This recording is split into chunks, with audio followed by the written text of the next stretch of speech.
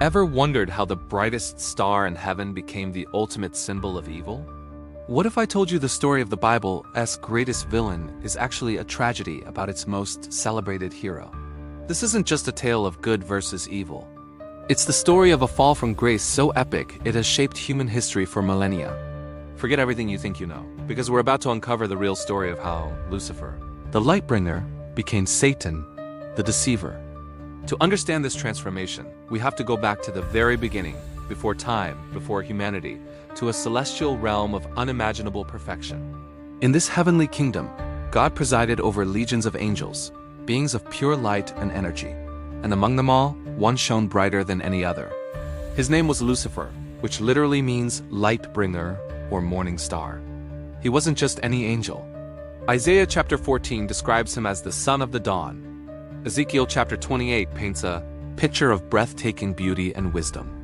It says, "You were the signet of perfection, full of wisdom and perfect in beauty.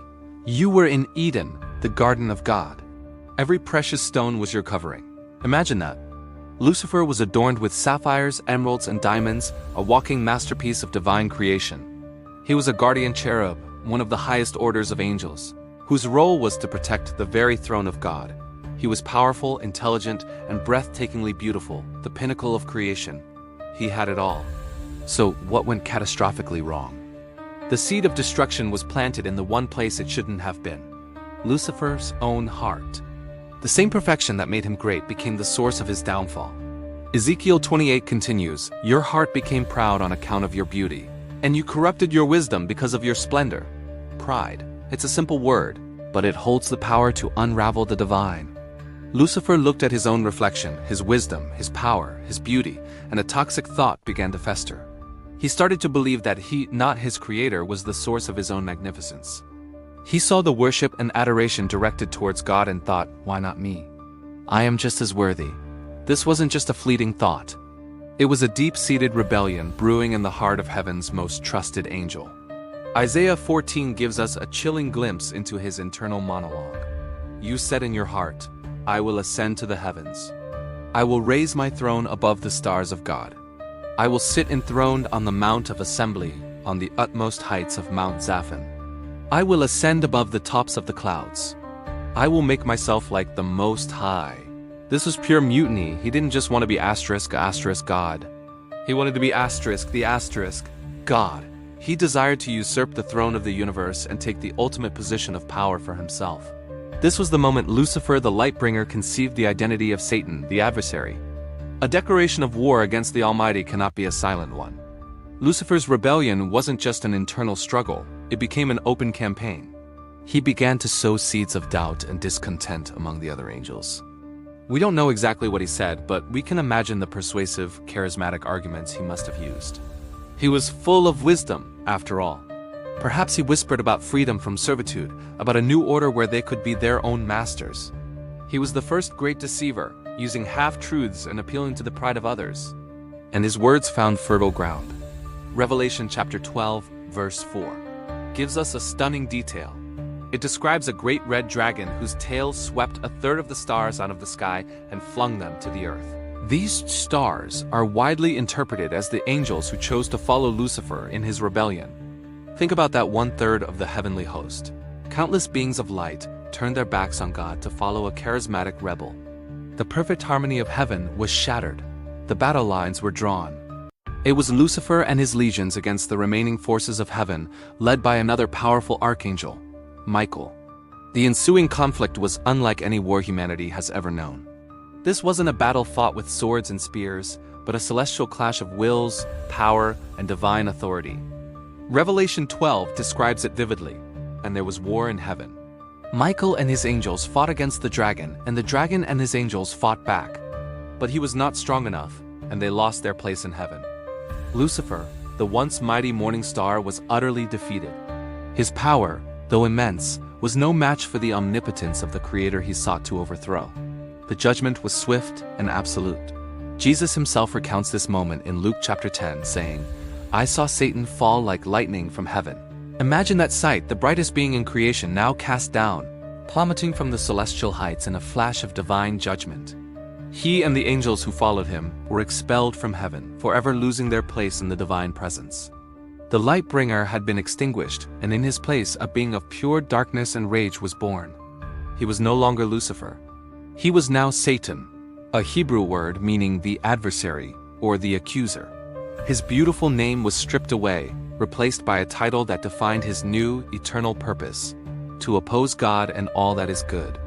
Cast out but not destroyed, Satan and his fallen angels, now called demons, found a new realm to influence: Earth. And their new target? God's newest, most cherished creation, humanity. The Garden of Eden was a paradise, and in it were Adam and Eve, created in the very image of God. For Satan, this was the perfect opportunity for revenge. If he couldn't defeat God directly, he would corrupt and destroy what God loved most. The book of Genesis tells the story. Satan, taking the form of a serpent, a creature described as more crafty than any other, approached Eve. Notice he doesn't use force. He uses his greatest weapon: deception. He begins with a simple, insidious question.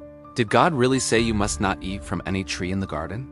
It's a classic technique of a deceiver twisting the truth to create doubt. God had said they could eat from any tree except one asterisk.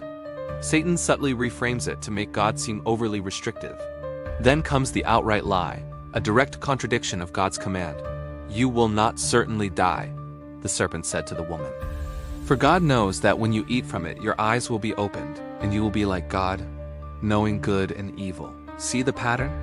He is using the same temptation that led to his own fall, the desire to be like God. He promised them enlightenment and power, but delivered only sin and death. By convincing Adam and Eve to disobey God, Satan succeeded in introducing sin into the world, severing humanity's perfect relationship with its creator and plunging the world into a cycle of suffering and death. The deceiver had claimed his first human victims. From that moment in Eden, Satan's mission has remained the same: to deceive, to accuse, and to destroy. He is called the father of lies by Jesus in the Gospel of John because deception is his native language. He is the accuser of the brethren in Revelation, constantly pointing out our flaws and failures before God. He is the tempter, as seen in his encounter with Jesus in the desert, always looking for a moment of weakness to exploit. He operates in the shadows, not as a monstrous figure with a pitchfork, but as what the Apostle Paul calls an angel of light. He mimics the divine, offering counterfeit versions of truth, love, and fulfillment. He preys on our pride, our desires, and our doubts, the very same vulnerabilities that led to his own fall. His goal is to keep as many people as possible from finding their way back to God, to drag them down into the same separation and darkness that he himself inhabits. He is the master manipulator, the ultimate gaslighter, orchestrating a grand deception across human history. The story of Lucifer's fall isn't just an ancient myth. It's the origin story of the spiritual conflict that every single person faces. It's a powerful reminder that the greatest battles are often fought not on a battlefield, but within our own hearts and minds, against the subtle whispers of a master deceiver. But the story doesn't end there. The Bible is clear that while Satan is a powerful adversary, he is a defeated foe. His fate was sealed the moment he was cast from heaven. The Bible promises a final, ultimate judgment, where Satan and his followers will be thrown into the lake of fire, a place of eternal punishment, forever ending his reign of terror and deception. His power is limited, and his time is short. The story of Lucifer is a profound cautionary tale about the destructive power of pride and the consequences of turning away from the source of all light and life. It's a grim journey from the pinnacle of heaven to the depths of despair. From the beautiful morning star to the dark prince of lies, his fall serves as a stark reminder of the battle between good and evil, a battle that continues to this day. Thank you for watching. If you found this exploration into one of history's most fascinating and terrifying figures compelling, don't forget to like, subscribe, and hit that notification bell for more deep dives into stories that have shaped our world.